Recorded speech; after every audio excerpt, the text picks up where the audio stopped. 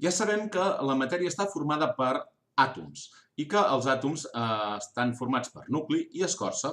El nucli està format per protons i neutrons i l'escorça està formada per electrons. Dibuixem un model molt simplificat d'un àtom ben senzill, com l'àtom d'heli, l'isòtop més comú del heli, que té en el seu nucli dos protons, P i P, i dos neutrons, N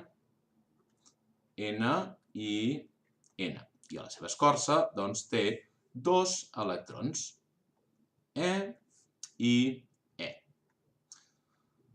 Doncs bé, la càrrega elèctrica, que normalment designem per la lletra Q minúscula, és una propietat d'algunes partícules subatòmiques, per exemple, els protons i els electrons. Es mesura en sistema internacional en coulombs.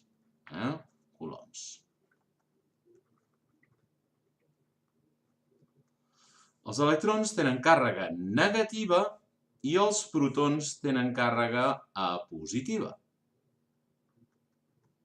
La càrrega d'un electró és d'aproximadament menys 1,6 per 10 a la menys 19 coulombs. I la càrrega d'un protó és exactament igual, però de sentit contrari. Càrrega d'un protó aproximadament més 1,6 per 10 a la menys 19 coulombs. El neutró no té càrrega elèctrica, per tant, la càrrega del neutró és igual a 0 coulombs. D'acord? Bé, en un àtom, per tant, normalment, el nombre de protons és igual al nombre d'electrons, per tant, l'àtom té càrrega neutra. Vegem com podem carregar elèctricament un objecte macroscòpic. En principi, un objecte macroscòpic hauria d'estar descarregat, ja que els seus àtoms tots tenen el mateix nombre de protons que d'electrons. Però nosaltres podem carregar-lo elèctricament. Per exemple, si volem carregar-lo positivament, el que faríem és arrencar-li uns quants electrons. Si li arrenquem electrons, el nombre de protons serà superior al d'electrons i, per tant, la càrrega neta serà positiva. En canvi, si volem carregar un objecte negativament, el que hem de fer és afegir-li electrons i d'aquesta manera tindrà més electrons que protons i tindrà una càrrega neta negativa. El que no podem fer en principi és posar i treure protons, ja que això seria una reacció nuclear que és bastant més complicada de portar a terme.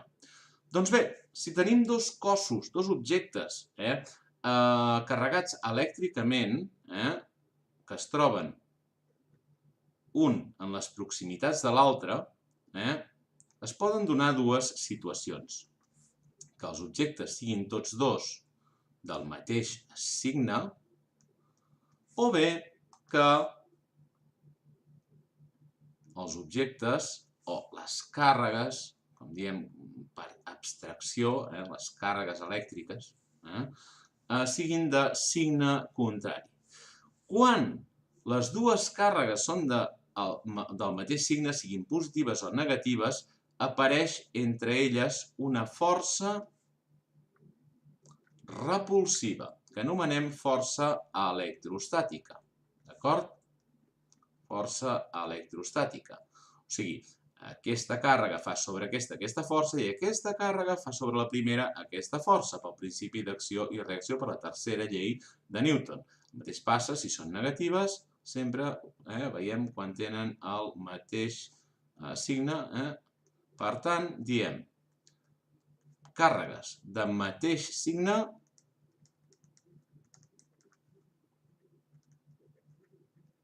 repulsió.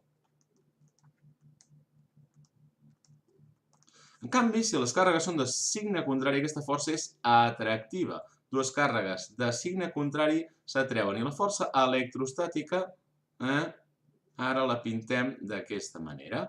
Per tant, signe contrari,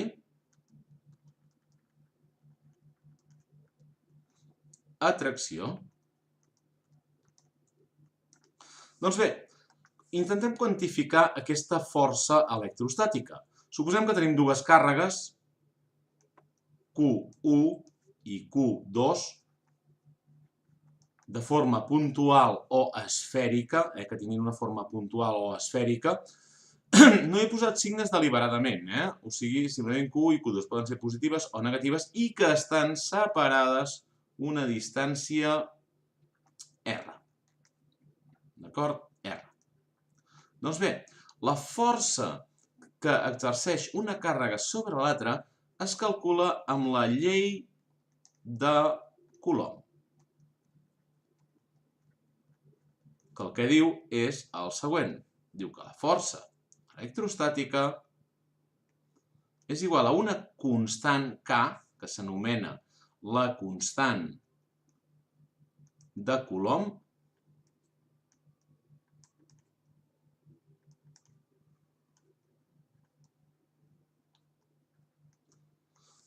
multiplicada pel producte de les dues càrregues, Q1 i Q2, i dividida per la distància al quadrat. Ja veiem que si les càrregues són del mateix signe, més o menys, la força electrostàtica donarà positiva i, per tant, quan la força electrostàtica és positiva, és més gran que 0, estem davant d'una força repulsiva. En canvi, si les dues càrregues són de signe contrari, més per menys o menys per més, la força electrostàtica donarà negativa i, per tant, quan és més petita que 0, diem que força atractiva. Bé, fem una ullada a aquesta K d'aquí, a la constant de Coulomb. La constant de Coulomb, en realitat, és igual a 1 partit per 4pi per èpsilon, on èpsilon és la permitivitat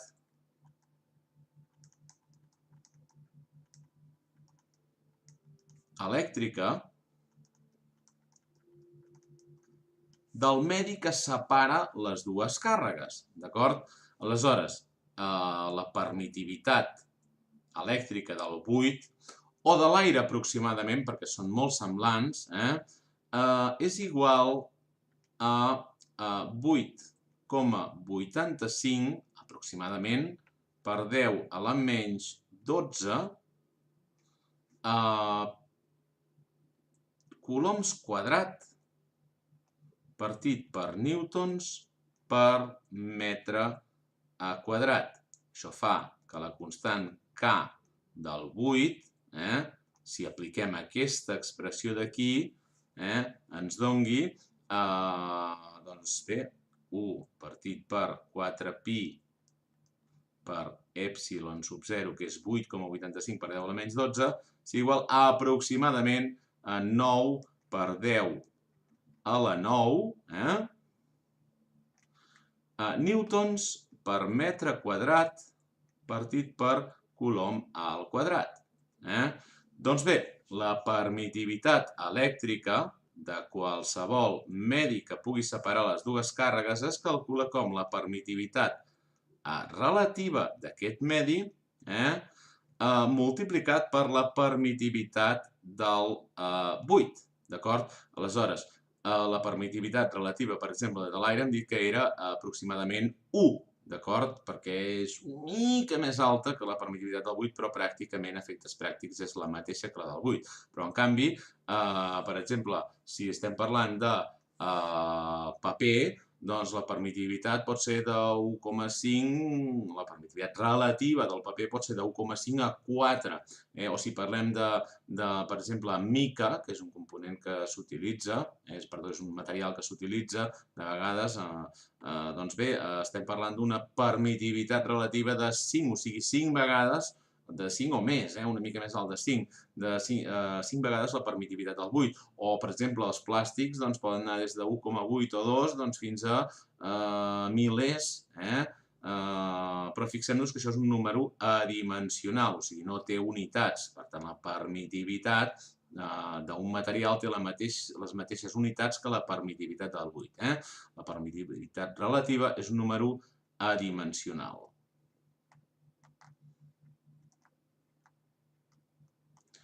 Doncs bé, ara ja sabem quina és la magnitud de les forces que exerceixen dues càrregues elèctriques. Si aquestes dues càrregues, per exemple, fossin les dues positives, per exemple, la força que exercirien l'una sobre l'altra, com són del mateix signe, seria positiva, per tant, repulsiva,